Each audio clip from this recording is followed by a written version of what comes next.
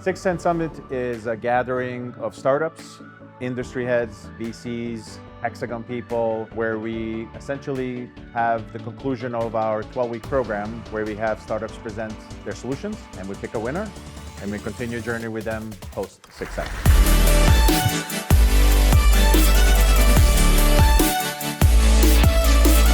The opportunity is almost boundless. It's to basically bring some kind of partnership model to that company with Hexagon so it can help you go to market access, potential investment. These sort of startup accelerators are really crucial for, international companies like Hexagon because they really help us drive innovation.